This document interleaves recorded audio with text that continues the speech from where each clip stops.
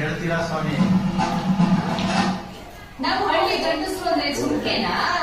ಮೇಗಳು, ನೊಗ, ಆರೆ, ಗುದ್ಲಿ, ಪಿಕಾಸಿ ಇವೆಲ್ಲ ಅಟ್ಟಿ ತುಂಬಾ ತುಂಬಿರ್ತವೆ.